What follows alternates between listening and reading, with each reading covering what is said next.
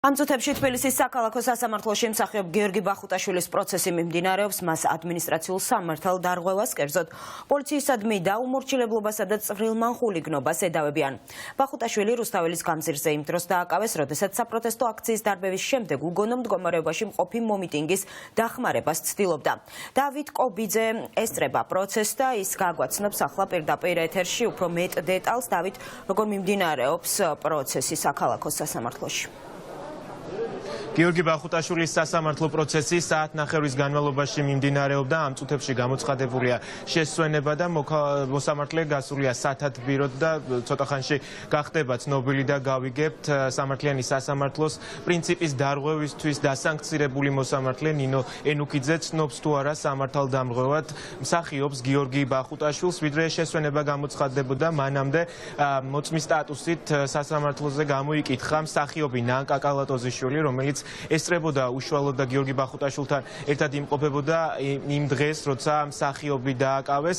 ნანკა კალატოზიშვილმა უამბო სასამართლოს, როგორ მოხდა მსახიობის მისი კოლეგის დაკავება, რა ვითარებაში მოხდა მისი დაკავება და რომ მას არც პოლიციელების მისამართით არ ქონია სიტყვიერი შეურაცხყოფა, არ გამოუჩენია პროცედურა სიტყვიერი შეურაცხყოფა, არ გაუწევია არც ფიზიკური წინააღმდეგობა. ნანკა კალატოზიშვილამდე სასამართლომ მოусმინა ორ მოწმე პოლიციელს, რომელიც მსახიობის მტკიცებით არიან ცრუ მოწმეები და ისინი უშუალოდ არც ერთი მათგანი არ იღებდა მონაწილეობას გიორგი ბახუტაშვილის დაკავების პროცესში. ერთ-ერთმა პოლიციელმა სასამართლოს უთხრა, რომ მან ოქმი შეადგინა დაკავების, მეორე კი ამტკიცებდა, რომ ბადრაგირება მოახდინა მსახიობის, როცა სპეცრაზმელებმა უკვე უშუალოდ საპატრულო პოლიციას გადასცეს დაკავებული მსახიობი, თუმცა გიორგი ბახუტაშვილმა თავად უთხრა პოლიციელს, რომ ის იმ მომენტში საერთოდ არ ყოფილა იმ ტერიტორიაზე და მით უმეტეს მონაწილეობა არ მიუღია უშუალოდ მის დაკავებაში. რაც შეეხება დაკავების პროცესს, გიორგი ბახუტაშვილმა დღეს სასამართლოს დეტალურად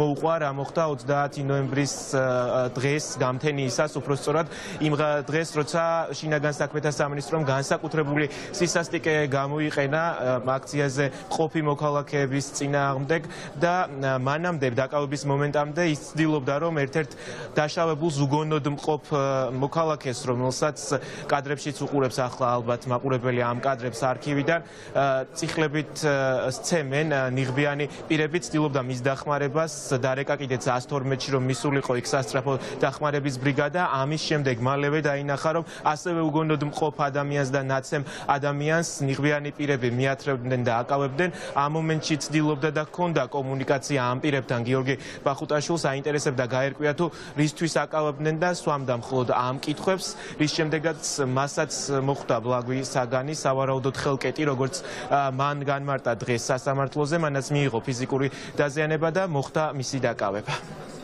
კატეგორიულად არ ვითანხმები მოგზაურობას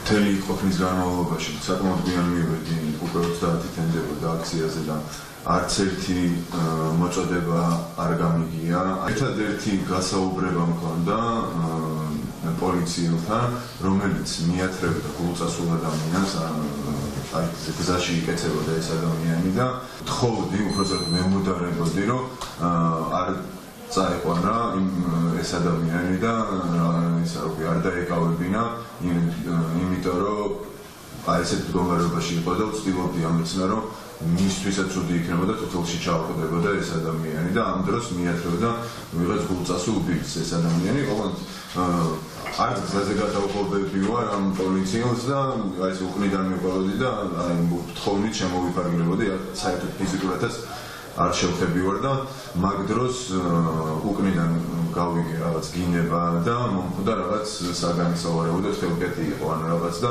მეც გამიყენეს იმ ბიჭის გზას, ვის ზეც თხოვდი ვარ და ეკავებდი. ეს იყო სრული ჯოჯოხეთი. სამართალდამცავების, ეგრეთ წოდებული სამართალდამცავების მიერ მოწყობილი სრული ჯოჯოხეთი აქციის მონაწილეების მიმართ. ეს იყო ის ღამე, როდესაც წიხლებით სახეში და თქვენ ნახავთ ამ კადრებს, ზუსტად ეს კადრები გვაქვს წარმოდგენილი და გიორგისთანაც კავშირშია და ამისთვის დავკითხავთ მოწმეს და დავადასტურებთ.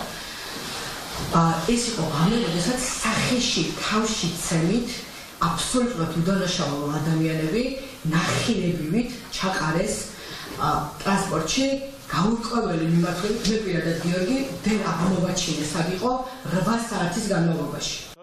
ცოტა ხნის წინ დასრულდა ერთ-ერთი აქტივისტის აქციაზე დაკავებული და სასტიკად ნაცემი საბა ქევხიშვილის სასამართლო პროცესი. მის შემთხვევაში ასევე დასანქცირებულმა მოსამართლემ მანუჩარ ცაცუამ სიტყვიერი გაფრთხილება მისცა და დაკავებულ უბრალოდ ბრალდებულ საბა ქევხიშვილს. მანამდე დღეს გაიმართა ნიკა გვარამიას სასამართლო პროცესიც, რომელსაც ედავებოდნენ გზის ხელოვნურად გადაკეტვის ორგანიზებას. გვარამია 5000 ლარით დააჯარიმა ზვიად ცეკვავამ, ასევე სანქცირებულმა მოსამართლემ. ყველა ამ საქმის ფიგურანტი და მანამდე ადმინისტრაციულ სამართალდამღვრად ცნობილი მოქალაქეები დარწმუნებულები არიან, რომ ეს არის ხელისუფლების მხრიდან, არალეგიტიმური ხელისუფლების მხრიდან შურისძიების მექანიზმი იმ აქტიური პირების წინააღმდეგ, ვინც იღებს მონაწილეობას საპროტესტო აქციებში და ახლა სასამართლოს ხელით, დამორჩილებული სასამართლოს ხელით ცდილობს, რომ რეპრესირება მოახდინოს აქტიური ადამიანების არალეგიტიმურმა ხელისუფლებამ.